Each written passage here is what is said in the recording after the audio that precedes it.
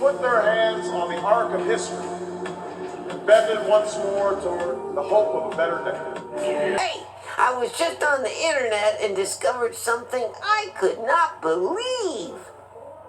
CNN? No. Have you ever heard of the Mandela effect? No, I have not. And I don't need to know. It's the unexplained phenomenon where you remember something a certain way, but in fact, it never happened. No question, Kevin. That's very well said. And, you know, these latest Mandelas that I've come across are, again, just startling.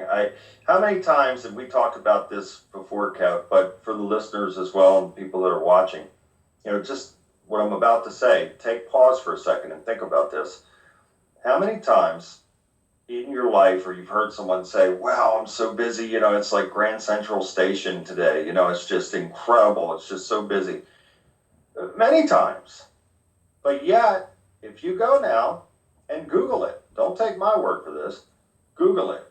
And if you punch up Grand Central Station, it will not say that anymore. Now it says Grand Central Terminal, and according to them, it's always been Grand Central Terminal. So that is just mind-blowing to me because I know that it was always Grand Central Station, no doubt about it. And then another one, the Statue of Liberty. And so I will ask everybody out there, think about this. Where's the Statue of Liberty located at? Now, if you go on YouTube or Google in Godfather 2, there is a scene in there of little boy, little Vito Corleone coming over from Sicily on the boat. And he passes by, the boat passes by the Statue of Liberty, and it says Ellis Island. I believe it says 1917, Ellis Island. That's where the Statue of Liberty has always been. Well, not anymore. They say that the Statue of Liberty is on Liberty Island, which I never heard of a Liberty Island, and it has always been on Liberty Island. Yeah, we done a test on the show not long ago, and it was almost 50-50, because myself and Scott Lopez, we were with you. It was always Ellis Island where we came from, or when we came from, or what dimension we were from. But then there was this Joe on the show, you know Joe, he was Liberty Island, he was adamant it was that. And it was quite interesting, Bill, how it was split down the middle. And this just shows you how it's happening for some people and not others. And going back to the Bible now, is there anything in the Bible about the times in which we're living now where things would become so confusing? Memories would be going, information would be changing in a heartbeat. Is there anything even related to that, Bill? Yeah, there's plenty of scriptures in there that talk about it. And the first thing that comes to mind for me is the book of Daniel that talks about, you know, the lawless one coming and changing laws and times and things of that nature. And another thing, Kev, there was a passage in the Bible, and this was in Jesus' words, and I believe that it was in the book of Luke. I've read it many times, and it talked about, Jesus was talking about the changing of the seasons, that in those days, he was talking about in the last days, you wouldn't know one season from the next. They would all start to blend together. Guess what, Kev? You can't find that anywhere in the Bible, and you can't find it in any Bible. I have searched in different versions of the Bible. It's not there anymore. I just want to warn you up front that what I'm about to talk to you about may cause your brain to ache and then slowly feast upon itself, much the way that hypodermically injecting about a dozen Slurpees directly into your skull might. So if you start to feel a warm trickle on your cheek, that might actually be your brain. I can't believe I'm doing a video on this. This information was sent to me 2 days ago, and I am not over it yet, and so I'm gonna have to talk to you guys about it. I don't know what to do with myself right now over something that seemingly should not be that big of a deal, and yet somehow it really is. Do you remember the Berenstein Bears from when you were a kid? I do, because the B book was one of the first books I ever learned how to read.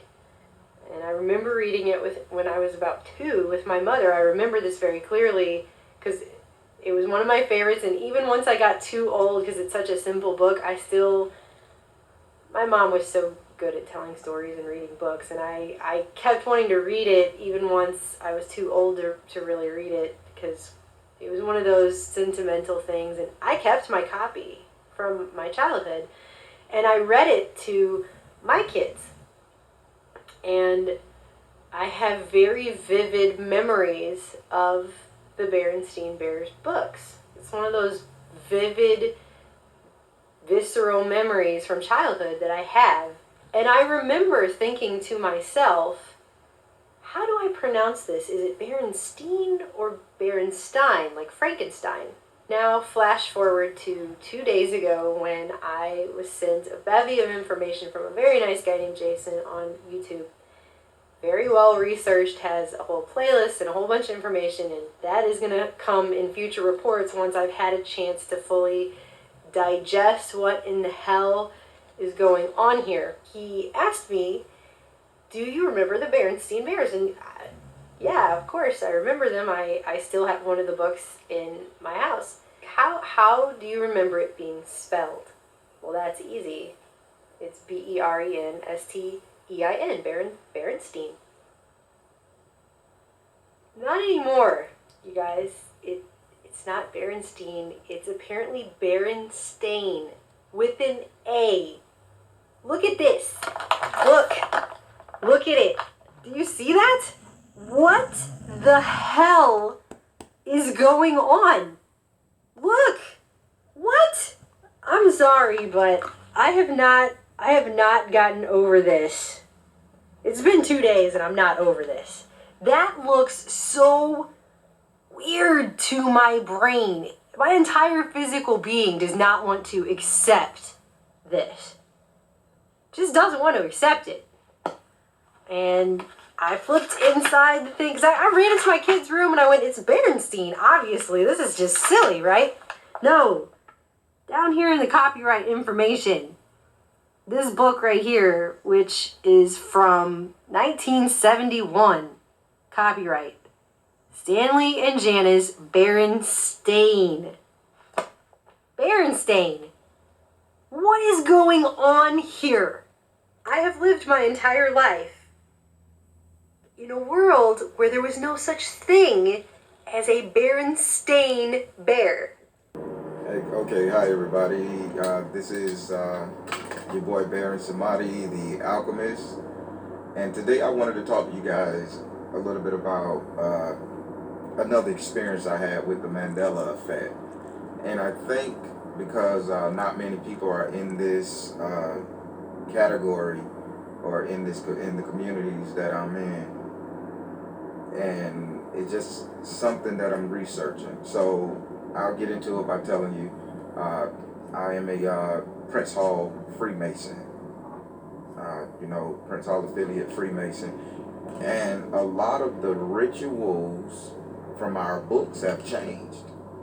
I mean, to the point where some of the hand gestures are different from what I remember. Although we take that vow and we can't disclose it unless you join, become one to know, all that good stuff. But a lot of the movements are wrong. They're off. And I'm wondering why, and when I go and I ask, grandmasters, past masters, worshipful masters, how or do they remember this? And we all do it the same way, but the literature, the books that we was reading from has changed. I wish I can show you guys images and pictures, so I'm going to just request that you go do your own research, but it's changed. There's a street that I drive down all the time, and there's a store. I don't know if you guys have Big Lots, but we have Big Lots down here, and I would always pass it, and I would be thinking, I'm gonna go in there and check it out. I just want to see what's in there. I haven't been in there in a long time, so one of these days I'm gonna go in there, and I would say that in my head, almost every time I went by the store, and it had to be, at least 50, 75 times I've said that. Well, you know what I'm saying. So I'm just, every time, I'm always thinking, I'm going to go in there, but I never go in there. And then, not long ago, I drive down that same street and I look over and it's not there anymore. It's a Family Dollar. So I'm thinking to myself, okay, did they like literally switch this out overnight or within a matter of 48 hours? I don't know how long it takes to transition a store, but it was not a Family Dollar. It was a Big Lots. I wouldn't have even had the thought in my mind to go in there because I already know it's in Family Dollar. I wouldn't have even planned going inside a Family Dollar if it was a Family Dollar. I just knew something when I drove down the street and I looked over, something just told me, this doesn't look right. This looks weird. It just looked off. And then I just look a little harder. I was like, this is not even a Big Lots anymore. When did a Family Dollar get here? There's literally a Family Dollar less than 5 minutes from this one. And Family Dollar doesn't just spring up every, I don't know about everybody else's neighborhood, but over where I am, there's a Walmart on every corner, but there's not a Family Dollar. So it's just kind of weird. But I was debating on going in there and just asking them, how long has this Family Dollar been here? Because it wasn't there before. It was a Big Lots. And I know Big Lots is not some big fancy, store or whatever, but I was curious about going in there, and now it's not there anymore. And now I have no desire to even go in that store because I just don't have a desire to go inside a Family Dollar. It's the same. I already know what's in there. I don't know, it's just weird. This whole effect thing, sometimes it has me second guessing my own memory. And sometimes when people want to come up with, I think people are really so hungry to come up with new ones or to see something new and introduce something new that they suggest things. Or maybe people are trolling, suggesting fake things to see if people will just change their mind, that whole power of suggestion situation. So I try not to fall into that trap. So if someone suggests that, hey, maybe this is a change, and I'll look at it and I'm thinking, sometimes my mind will actually start to go like, maybe that is a change. But then I think about it again and I'm like, no, I'm not going to fall for that. No, and I don't know if that's one of the goals of this whole situation is to make us find fault in our own memory. We don't even try to remember our own phone numbers and things anymore, not our own personal, but we don't try to remember other people's phone numbers anymore. We barely remember anything, addresses, everything is, we always use our devices to remember things, to recall things. And so I'm wondering if this whole thing is just going to be like some giant experiment to see if we can be persuaded to